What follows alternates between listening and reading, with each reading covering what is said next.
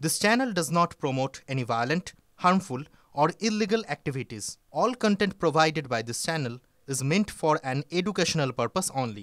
অভিষেক বন্দ্যোপাধ্যায়কে লোকসভায় তৃণমূলের দলনেতা ঘোষণা করেছেন মমতা বন্দ্যোপাধ্যায়, বা বলা ভালো সর্বসম্মতভাবে তাকে এই পদে আনা হচ্ছে বলে নিজেই জানিয়েছেন তৃণমূল সুপ্রিমো। রাজনৈতিক পর্যবেক্ষকদের একটা বড় অংশ এই পদক্ষেপকে আসলে এক ঢিলে অনেকগুলো পাখি মারা সামিল বলেই মনে করছেন। ঠিক কোন কোন পাখি মারলেন মমতা বন্দ্যোপাধ্যায় তা নিয়েই আজ আলোচনা করার জন্য TV9 বাংলার দ্য ব্রিফিং রুমে আমি জয়দীপ। कि मोदी के हटाना है कि नहीं हटाना है, अगर हटाना है तो छोड़िए और कोई पार्टी, एक ही पार्टी है तृणमूल कांग्रेस जो बंगाल से लड़ेगा, रॉयल बंगाल टाइगर का माफिक लड़ेगा लेकिन झुकेगा नहीं। দেখুন, জাতীয় কংগ্রেস ছেড়ে 1998 সালে যখন তৃণমূল কংগ্রেস তৈরি করেন মমতা, সেই সময় তার সঙ্গে এক ঝাঁক সহকর্মী বা বলা ভালো অনুগামী যুব কংগ্রেস থেকে চলে এসেছিলেন তৃণমূলে। বেশ কয়েকজন প্রবীণ কংগ্রেস নেতাও মমতাকে সঙ্গ দিয়েছিলেন। পরবর্তীকালে আরও কয়েকজন প্রবীণ কংগ্রেস নেতা তৃণমূলে যোগ দেন।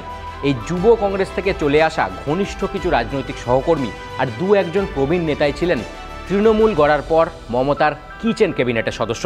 তারাই ছিলেন দিদির ঘনিষ্ঠ বৃত্তের ভাই সকল। তারপর কালীঘাটের পাশ দিয়ে বয়ে চলা আদিগঙ্গায় বয়ে গিয়েছে অনেক জল। পরবর্তীতে সিঙ্গুর নন্দীগ্রামের মতো আরও অনেক রাজনৈতিক ওঠাপড়ার মধ্যে দিয়ে পশ্চিমবঙ্গের শাসন ক্ষমতা দখল করে তৃণমূল। সেই সময় মমতার ক্যাবিনেট জুড়ে মূলত অতীতের সেই সব যুব কংগ্রেসের আনাগোনাই সব থেকে বেশি চোখে পড়ে। এদের মধ্যে যেমন ববি হাকিম, শোভন চট্টোপাধ্যায়, অরূপ বিশ্বাস, মদন মিত্রের মতো এক গুচ্ছ নাম রয়েছে। এর প্রায় কয়েক বছর পর দেখা যায় রাজনীতির নিয়মে বা বলা ভালো জীবনের নিয়মে ক্ষমতাসীন তৃণমূলের সদস্যপদ হু হু করে বাড়তে থাকে। ওই যে দল ক্ষমতায় রয়েছে সেই ক্ষমতাসীন দলে আসতে চাওয়ার একটা স্বাভাবিক সহজাত প্রবণতা বিশ্বের সব প্রান্তেই দেখা যায়। তৃণমূলের অন্যথা নয়।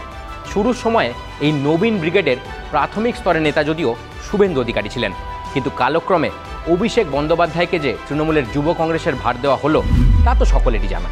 ওই সময় একদিকে তৃণমূলে মমতা ও মমতার স্পার্শচর, মানে ওই যাদের বলছিলাম ওল্ড গার্ড বা আরও সহজ করে বললে প্রবীণ ব্রিগেড, আর অন্যদিকে অভিষেককে কেন্দ্র করে তৈরি হওয়া ক্ষমতার আর একটা উপকেন্দ্র।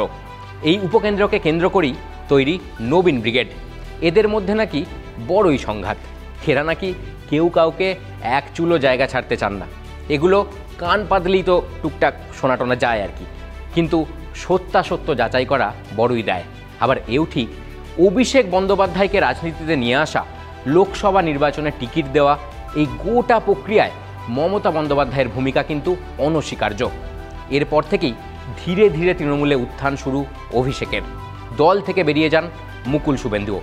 সংগঠনে ক্রমশ নিরঙ্কুশ হয়ে উঠেছিলেন অভিষেক, আর এতেই তথাকথিত নবীন প্রবীণের চাপানুতর। কিন্তু দলটার নাম যে তৃণমূল কংগ্রেস, যাদের মূল কথা সবার ওপরে মমতা সত্য, তাহার ওপরে নাই। ফলে দলের অন্দরে যখনই আকচি বেড়েছে, দর্তহীন ভাষায় দলনেত্রী মমতা বন্দ্যোপাধ্যায় প্রকাশ্যে এসে জানিয়ে দিয়েছেন দলে তিনি শেষ কথা। অতঃপর কেউ খুশি হয়েছেন, কেউ বা অখুশি, কিন্তু মানতে হয়েছে সবাইকেই। এত অবধি তো পরিষ্কার হলো। কিন্তু মমতার পরেই যদি কারো স্থান থেকে থাকে, তিনি যে অভিষেক, এ বিষয়ে কোনো সন্দেহ নেই তৃণমূলী জনতার।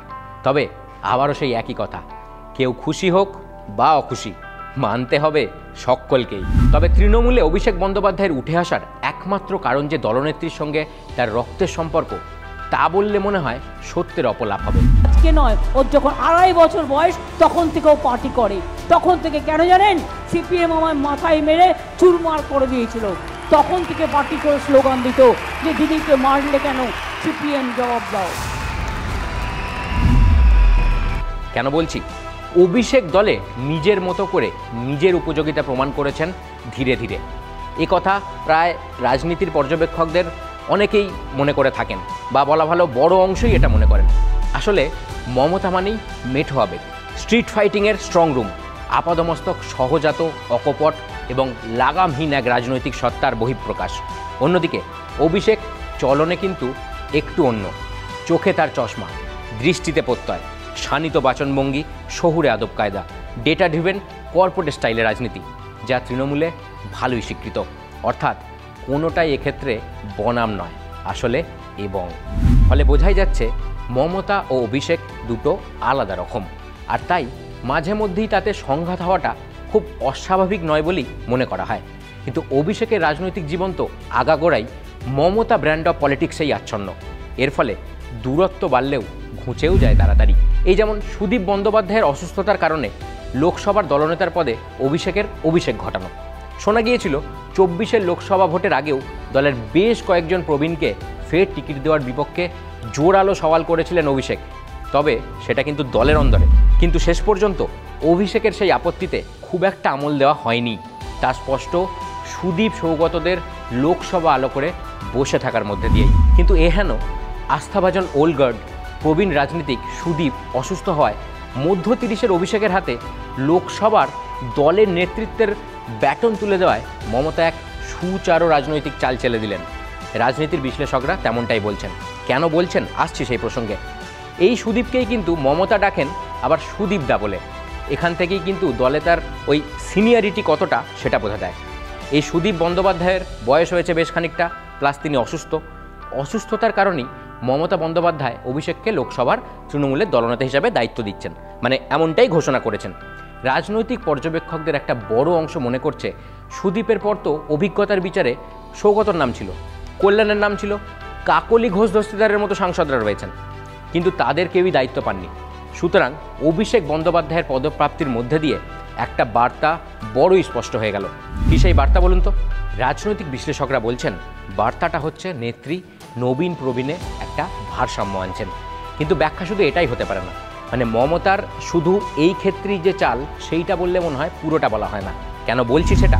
রাজনৈতিক বিশ্লেষকরা বলছেন দলের মধ্যে অভিষেকের নেতৃত্ব প্রতিষ্ঠা করা সাফল্য তার এই নতুন দায়িত্ব প্রাপ্তির ক্ষেত্রে বিবেচিত হয়েছে। বিজেপির কোন নেতা পাশে গিয়ে দাঁড়িয়েছে? বিপদ হোক বা প্রাকৃতিক দুর্যোগ, যখনই হয় মানুষের ভয়, ঘরের ছেলেই পাশে এসে দাঁড়ায়, বহিরাগতরা নয়। এবং 365 দিন যেভাবে মানুষের বিপদে আমরা দাঁড়িয়েছি, আগামী দিনও ব্যতিক্রম হবে না, আমি কথা দিচ্ছি। আমরা যদি তৃণমূলের হায়ারার্কির দিকে তাকাই তাহলে মমতার পরেই যে অভিষেকের স্থান তা নিয়ে কারো মনে কোনো প্রশ্ন নেই। কিন্তু ওই যে সন্তোষ অসন্তোষ থাকতেই পারে, সেই প্রসঙ্গটা আলাদা। মানে বিষয়টা সম্পূর্ণ এই ক্ষেত্র থেকে একটু অন্য দিকে রয়েছে। কিন্তু অবস্থান বিচারে যে তিনি দ্বিতীয়, এ নিয়ে কারো মনে কোনো কনফিউশন নেই। সে কারণে কবেই তার নামের শেষে জুড়ে গিয়েছে সেকেন্ড ইন কমান্ড তকমা। কে তাতে খুশি, কে তাতে অখুশি, সেটা অন্য কথা। অভিষেকের এই যে ঝকঝকে উপস্থাপনা, ইংরাজি বাংলা হিন্দিতে তার যে অবাধ বিচরণ, নবপ্রজন্মের রাজনীতিকের যে নতুন সমীকরণ তিনি প্রতিনিয়ত এঁকে চলেছেন, তা তার নতুন দায়িত্বপ্রাপ্তির পিছনে অন্যতম রসায়ন হিসেবে কাজ করেছে বলেই মত অনেকের। এ তো গেল একটা দিক। এবার আসা যাক আর একটা পাখির কথা, কারণ ওই যে আপনাদের বলেছিলাম অনেকগুলো পাখি রয়েছে।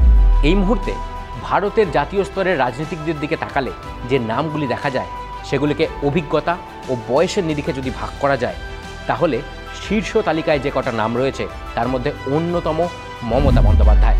সোনিয়া গান্ধী সক্রিয় রাজনীতি থেকে অবসর নিয়েছেন, সেভাবে আর তৎপর হতে দেখা যায় না শরদ পাওয়ারকেও।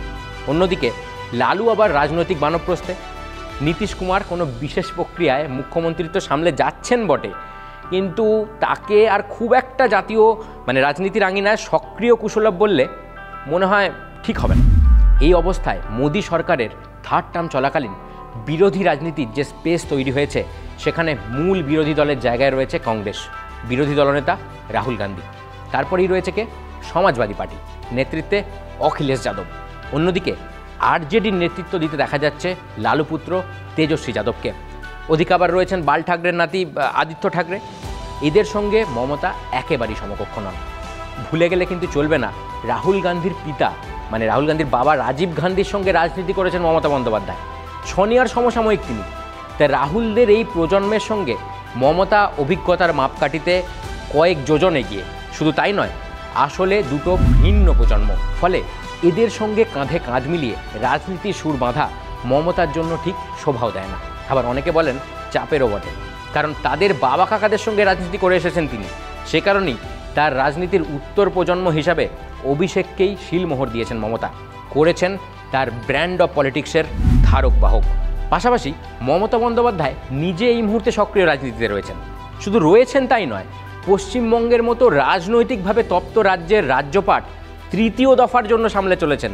আজ তার দলের একমাত্র তিনিই যাকে দেখে গোটা একটা নির্বাচন হয়। এ কথা যেমন স্বীকার করেন অভিষেক, তেমনই স্বীকার করেন বাংলার যে কোনো ব্লকের যে কোনো নেতা। ফলে পশ্চিমবঙ্গে প্রশাসনিকভাবে যে গুরুদায়িত্ব তিনি এই মুহূর্তে সামলাচ্ছেন তা থেকে সরার কোনো প্রশ্নই নেই। অন্যদিকে জাতীয় স্তরে আবার বিরোধী পরিসরে যে স্পেসটা তৈরি হয়েছে সেটাও গুরুত্বপূর্ণ, কারণ ওই স্যার ঘোষণা হওয়ার পরই তা নিয়ে নানা অভিযোগ আনতে শুরু করেছে বিরোধীরা। অন্যদিকে মার্কিন প্রেসিডেন্ট ডোনাল্ড ট্রাম্প তো তার নিজের ঢঙে খেলেই চলেছেন। ভারত পাক নিয়ে নাক গলানোর পাশাপাশি শুল্ক চাপানোর মতো অভূতপূর্ব কূটনীতি সামনে আনছেন। এই সব কিছুকে কেন্দ্র করে কেন্দ্রকে চেপে ধরতে শুরু করেছে বিরোধীরা। আর এই সবটাই যে খুব গুরুত্বপূর্ণ তা দলের সাংসদদের বুঝিয়ে দিয়েছেন মমতা। করেছেন বৈঠক, আর সেখানেই মমতা পরিষ্কার বলেছেন, আমি আমার লোকসভা টিমের পারফরমেন্সে খুশি নই, রাজ্যসভা তোমাদের থেকে অনেকটাই ভালো করছে। অর্থাৎ রাজনীতিতে যে সংসদীয় তৃণমূল দলের ভূমিকা অত্যন্ত গুরুত্বপূর্ণ তা বুঝতে পারছেন মমতা। কিন্তু রাজ্য সামলে দিল্লিতে গিয়ে পড়ে থাকা তো আর তার পক্ষে সম্ভব নয়। কিন্তু তিনি আবার দীর্ঘদিনের পার্লামেন্টেরিয়ানও বটে। তাহলে উপায়টা কি? মমতা বলছেন সুদীপ সুস্থ হওয়া পর্যন্ত অভিষেক এই দায়িত্বে থাকবেন। অর্থাৎ সেই দিক থেকে দেখতে গেলে ছোট্ট ইনিংস। কিন্তু অভিষেক যেভাবে শুরু করলেন তা দেখে অনেকেই বলছেন ছোট্ট ইনিংসটা যে বড় হবে না তা কে বলতে পারে। এই যেমন দেখুন না, অপারেশন সিঁদুরের পর আমাদের দেশের পক্ষ থেকে যে প্রতিনিধি দল বাইরে গিয়েছিল সেখানেও মমতা বন্দ্যোপাধ্যায় অভিষেক বন্দ্যোপাধ্যায়কে পাঠিয়েছিলেন। শুরুতে যদিও জুড়ে ছিল ইউসুফ পাঠানের নাম, কিন্তু মমতা তা খারিজ করে দেন। পরে জানা যায় কে যাচ্ছেন, অভিষেক। কেন্দ্রীয় মন্ত্রী কিরেন রিজিজু ফোন করেছিলেন মমতাকে, তার কাছে জানতে চান তিনি প্রতিনিধি হিসেবে কাকে পাঠাবেন। মমতা শটান বলে দেন একটাই নাম, অভিষেক বন্দ্যোপাধ্যায়। তারপর বিদেশে গেলেন অভিষেক, জাপানে গিয়ে শান দিলেন বাঙালি আবেগে। তখনও কিন্তু ওই যে বাঙালি অস্মিতা নিয়ে খুব একটা হইচই শুরু হয়নি বাংলায়, কিন্তু সলতেটা কি তখনই পাকাতে শুরু করে দিয়েছিলেন কে জানে। বলছে বাংলা ভাষা বলে কোনো ভাষাই নেই, তো রবীন্দ্রনাথ ঠাকুর কোন ভাষার কথা বলছেন? বিদেশের মাটিতে স্বাধীনতা সংগ্রামী রাসবিহারী বসুর স্মৃতিসৌধে শ্রদ্ধার্ঘ্য জানানোর পাশাপাশি আজাদ হিন্দ ফৌজ গঠনে রাসবিহারীর উজ্জ্বল অবদান স্মরণ করিয়ে দেন অভিষেক। অর্থাৎ শানিত অভিষেক যে আরও শানিত হচ্ছেন তার বলার অপেক্ষা রাখে না। এবার আসি পরের পাখিতে। ওই যে বারবার মনে করাচ্ছি অনেকগুলো পাখি। কল্যাণ বন্দ্যোপাধ্যায় মমতা বন্দ্যোপাধ্যায়ের একদম পুরনো দিনের সঙ্গী। দল কোনো আইনি বিপাকে পড়লে আজও কল্যাণেই ভরসা রাখেন মমতা। কল্যাণও ওই যে ওল্ড গার্ডদেরই একজন। এতদিন লোকসভার চিফ হুইপ পদে ছিলেন। সেই কল্যাণকেই নানা সময় মহামৈত্রের বিরুদ্ধে নানা অসংযত মন্তব্য করতে দেখা গিয়েছে। যদিও মহুয়াও হেঁটেছেন একই রাস্তায়, কিন্তু দলের মুখ্য সচেতক হওয়ার পরে কল্যাণ যেভাবে কথা বলেছেন তা যে দল খুব একটা ভালোভাবে নেয়নি তা বোঝা গিয়েছে মমতার কণ্ঠের উষ্মা থেকেই। কল্যাণ ইস্তফাপত্র দেওয়ার পরে তা মোটামুটি 24 ঘন্টার মধ্যেই গৃহীত হয়ে গিয়েছে। মমতা সাফ বলেছেন দলের কর্মীদের ক্ষেত্রে শৃঙ্খলার যে নিয়ম রয়েছে তা একইভাবে প্রযোজ্য সাংসদদের ক্ষেত্রেও। আবার শৃঙ্খলা রক্ষার ক্ষেত্রে একই বার্তা অভিষেকও দিয়েছেন। কিছুদিন আগেই সাংসদ বিধায়ক সহ দলের নেতাদের নিয়ে ভার্চুয়াল বৈঠক করেন। সেখানেই বলেন 80,000 বুথে আগামী 2 মাসের মধ্যে 2টো করে সভা করতে হবে। দলের ঊর্ধ্বে কেউ না, একত্রিত হয়ে লড়াই করুন। দলে কোনো আমি তুমি চলবে না। যদি কেউ আমি তুমি রাজনীতি করে তাহলে পরিণতি খুব খারাপ হবে। দল যাকে দায়িত্ব দিয়েছে পছন্দ না হলেও তার সঙ্গেই কাজ করতে হবে। যা দেখে রাজনীতির কারবারিদের একটা বড় অংশ বলছেন অভিষেক জানেন মাঠটা নতুন হলেও পিচটা তার চেনা। প্রবীণ নবীন ইস্যুতে দলের মধ্যে কোনো খেদের পলি পড়লে মমতার পাশাপাশি তা তিনিও ড্রেজিং করবেন। অর্থাৎ মমতা অভিষেক একসঙ্গেই বলছেন তানাশাহি নাহি চলেগা। যদিও কল্যাণ অভিষেকের কিন্তু আলাদা করে কথা হয়েছে, কিন্তু কি আলোচনা হয়েছে তা প্রকাশ্যে আসেনি। শুধু কল্যাণ বলেছেন আলোচনা সদর্থক। অর্থাৎ দায়িত্ব পাওয়ার পরেই অভিষেক যে সকলকে একসাথে নিয়ে চলতে চান সেই অ্যাপ্রোচ যে দেখাচ্ছেন সেটা কিন্তু পরিষ্কার। এদিকে আবার নতুন দায়িত্ব পাওয়ার পর বৃহস্পতিবার সংসদে যান অভিষেক। সংসদে এসেই দলীয় সাংসদদের সঙ্গে বৈঠকেও বসেন। তাকে ফুল দিয়ে স্বাগত জানালেন লোকসভায় কল্যাণের জায়গায় আসা তৃণমূলের নতুন চিফ হুইপ কাকলি ঘোষ দস্তিদার। কিন্তু এখানেও অভিষেক রাখলেন সৌজন্যের ছাপ। কীরকম সেটা? দলের সাংসদদের সঙ্গে প্রথম বৈঠকে সুদীপ বন্দ্যোপাধ্যায়ের লোকসভার দলনেতার চেয়ার ফাঁকা রেখে বসলেন অভিষেক। সেই ছবিও সামনে এসেছে। রাজনৈতিক বিশ্লেষকরা বলছেন এ থেকেই বোঝা যাচ্ছে মমতার অভিষেক এই মুহূর্তে রাজনীতির আঙিনায় ঠিক কতটা পরিণত। অন্যদিকে নো ননসেন্স লিডার হিসাবে দলের মধ্যে ইতিমধ্যেই গ্রহণযোগ্যতা রয়েছে অভিষেকের। Abhishek is very strict, Abhishek is very performance driven. অভিষেকের কোনো কাছের লোক নেই, অভিষেকের ক্ষেত্রে সবাই কাজের লোক। রাজনৈতিক বিশ্লেষকদের বড় অংশ বলছেন এখানেই সুকৌশলে খেললেন মমতা। অভিষেকের মতো একজন নেতাকে এত বড় দায়িত্ব দেওয়ার মাধ্যমে বাকিদের কাছে নীরবে একটাই বার্তা দেওয়ার চেষ্টা করলেন তৃণমূল সুপ্রিমো। এবার থেকে সবটাই মানে কাজ আর দিনের শেষে কাজটাই খুব সিরিয়াসলি দেখা হবে দলের অন্দরে। অভিষেককে নির্বাচনে যে মমতা প্রাথমিকভাবে সাকসেসফুল তার প্রমাণও কিন্তু ইতিমধ্যেই এসে গিয়েছে। ভাবছেন নিশ্চয়ই এই তো দায়িত্ব পেল, খেলা তো এখন অনেক বাকি। রাজনীতির খোঁজখবর যারা রাখেন তাদের প্রায় সকলেই জানেন মমতা যখন কংগ্রেস ছেড়ে তৃণমূল তৈরি করতে চাইছিলেন সেই সময় একজন একেবারেই চাননি মমতা চলে যান, খুব করে চেয়েছিলেন তিনি থেকে যান। সেই মানুষটার নাম সোনিয়া গান্ধী। মমতা পরে আলাদা করে দল গড়েছিলেন, এনডিএর সঙ্গে জোটেও গিয়েছিলেন, ফের ফিরে এসে কংগ্রেসের সঙ্গে জোট করেছিলেন। তখন মমতাকে স্টিয়ারিং হুইলে রেখে জোট গড়তে রাজ্য পার্টিকে নির্দেশ দিয়েছেন যিনি, তার নামও সোনিয়া গান্ধী। মমতাকে বারবার বলতে শোনা গিয়েছে সোনিয়ার সঙ্গে তার একটা সম্পর্ক রয়েছে, বিশেষ সম্পর্ক রয়েছে। মুখ্যমন্ত্রী হওয়ার পরে একাধিকবার তাদের সম্পর্কের রসায়ন পুরো দমে দেখা গিয়েছে। এমনকি এই কদিন আগে ইন্ডিয়া ব্লকের বৈঠকেও সোনিয়া রাহুলের মাঝখানে বসেছেন মমতা। সোনিয়ার স্বামী রাজীব গান্ধীও মমতাকে অত্যন্ত স্নেহ করতেন। মমতার কেন্দ্রীয় মন্ত্রিত্বের শুরুটাও তো হয়েছিল রাজীব গান্ধীর ক্যাবিনেটের মন্ত্রী হয়েই।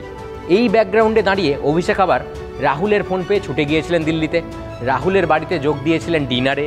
অভিষেককে স্বাগত জানাতে এগিয়ে আসেন খোদ রাহুল গান্ধী, সঙ্গে এসেছিলেন সোনিয়া গান্ধী। তাদের সঙ্গে দীর্ঘ কথোপকথনও হয়, আর সেটাই পরিষ্কার করে দেয় মমতার লোকসভার দলনেতাকে শ্রীমতী গান্ধী মনে প্রাণে গ্রহণ করেছেন।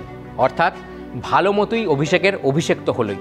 এখন দেখার আগামী দিনে অভিষেক বন্দ্যোপাধ্যায় তার এই নতুন ভূমিকা সঠিকভাবে কতটা ব্যবহার করেন, তার দলের জন্য কতটা উপকারী হয়, নিজের রাজনৈতিক ভবিষ্যতের জন্যই বা কতটা সুদিন আনতে পারেন। এতক্ষণ TV9 বাংলা ডিজিটালের দ্য ব্রিফিং রুমে আপনাদের সঙ্গে আমি ছিলাম জয়দীপ। এই ধরনের আরও রাজনীতির খবরের চুলচেরা কাটাছেঁড়ার জন্য আপনাদের নজর থাকুক TV9 বাংলা ডিজিটালে।